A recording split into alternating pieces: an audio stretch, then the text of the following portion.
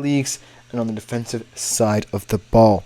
We're going to be looking at one of those players who really has outperformed the overall outlook of his defense, and with a new system implemented, could be even more dominant and potentially go number one in some IDP draft leagues, in my humble opinion. So without further ado, let's jump right into the fantasy player profile of Joey Bosa.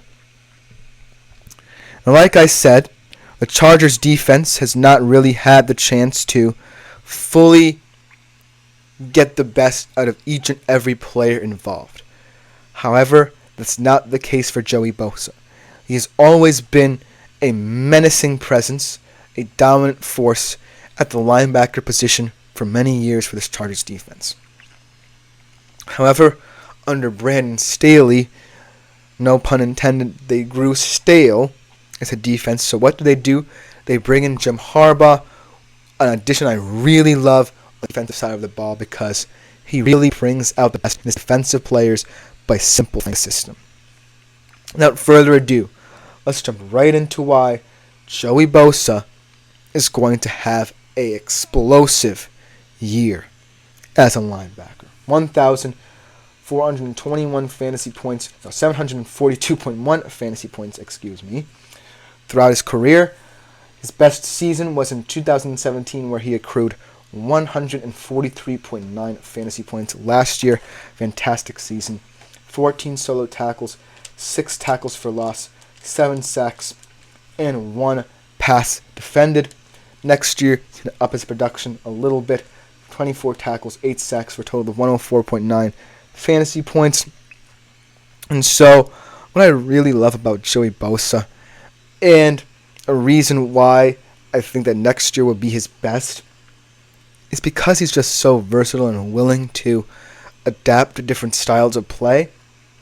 The Chargers have a 3-4 front where they definitely rely on their D linemen to open up spaces for guys like Joey Bosa and Khalil Mack to get the leverage, because that's where a lot of their pass rushing prowess comes from.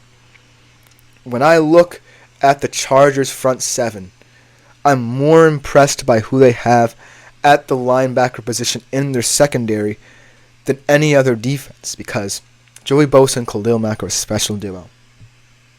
Now, Joey Bosa's the weak side linebacker, meaning that he's more of the athletic kind of player. He can either drop into coverage, stop the run, go sideline to sideline, but can occasionally blitz.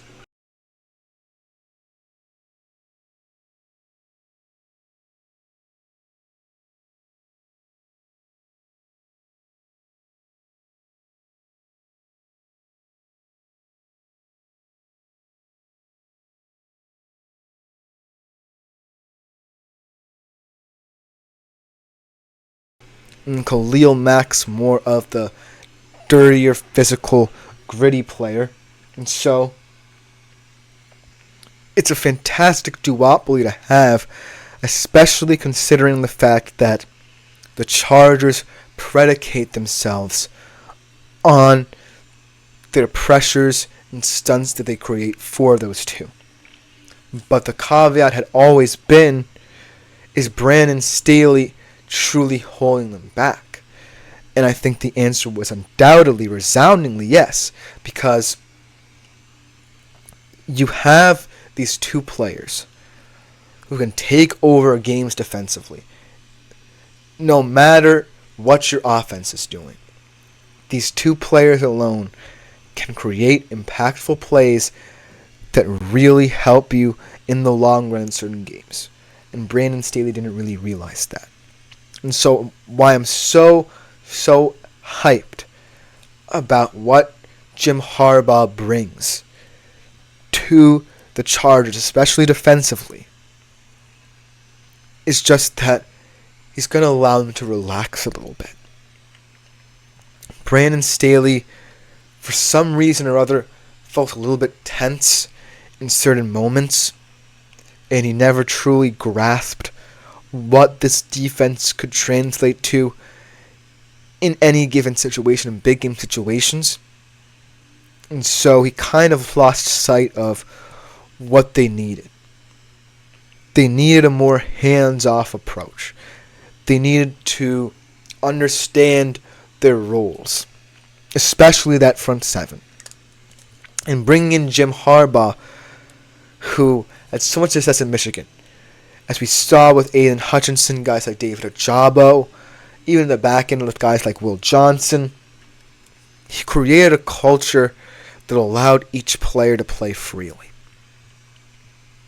And looking at Joey Bosa, it certainly feels like he hasn't been restricted. He's certainly been the central force of this Chargers defense in the Brandon Staley era.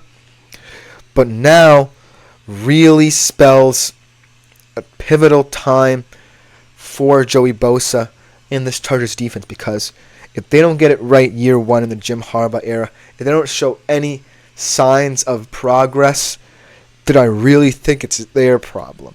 It's not a coaching problem. I think it's definitely more of how this front seven plays in terms of stylistically, in terms of allowing their best players the freedom and ability to play off the ball. And that's what I love about Joey Bosa. He's definitely an off-ball kind of guy. When he sniffs danger, he goes for it. But he certainly is someone who is willing to do the more athletic side of the position and allow Khalil Mack to get forward. That certainly adds that element of surprise to what he does. And I think Jim Harbaugh is going to acknowledge that and say, hey, Joey, you're a more athletic, skilled guy in the linebacker core. You can be used in so many different ways, and that's what I love about him. He's not just a guy who's going to get you the sacks. He's not going to get you just tackles for loss. I think this year specifically, I'm looking for Joey Bosa to even force fumbles, get a couple picks. I think that this year is going to be the year of Joey Bosa in the Chargers system. Now, the only caveat I have for this Chargers defense stems from the front three. In a 3-4 defense, especially if your best players in your front seven are your linebackers, your front three have to be tasked with opening up the spaces to allow for these different linebackers to rush the passer and get their job done. If that doesn't happen, then quarterbacks will have more time to press the field, and thus this defense will stagnate yet again.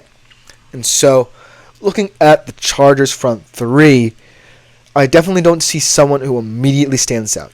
Poona Ford definitely is a big presence, kind of more of as a nose tackle player who can eat up blockers just due to his sheer size. I've seen it at Seattle. But he doesn't necessarily add any dimension outside of just size that can really impact how guards and tackles block these players. And so that's what I'm concerned about. Can Joey Bosa be given these opportunities by his D linemen to create negative plays for the offense, while also focusing on dropping into coverage and helping them out there? Because I really think that Joey Bosa's season is this season. But it's all predicated on how these front three players can get to the quarterback themselves. Because you need to create depth. You need to force the offensive line back in order for the linebackers to come forward and be confident in getting positive plays out of what they do. Because if not, then Joey Bosa and Khalil Mack are running moot points. And when I think about Jim Harbaugh diagnosing his best players in terms of the University of Michigan and how it translates to the Chargers, he's going to need to find a way to say to his D linemen, hey, we got to let our linebackers eat. We have to find opportunities for you guys to just open up, let them be them. Because it's all fine and dandy to continue running this 3-4 system because I think it's a system that works for them, because it allows a lot of freedom in the linebacker position. But for now, I need to see a huge improvement from this front three. Because Joey Bosa can create himself, but he doesn't always need to. And that's why I believe that Joey Bosa is on the precipice of having a great year, but I'm not fully buying it. In terms of fantasy, he's going to be someone who you highly covet. But is he someone who might be held back by the deficiencies of the players in front of him? It's no longer about Brandon Staley's negativity. It's about the all-in collective. And that's all I have to say about that. Hope you guys enjoyed this segment. I really did. I love Joey Bosa as a defensive prospect. Coming next, a very special segment for all you baseball fans out there. To commemorate the All-Star festivities, we're going to be looking over the betting favorites to win the Home Run Derby taking place tonight at Globe Life Field in Arlington, Texas. We'll be right back to look at those candidates.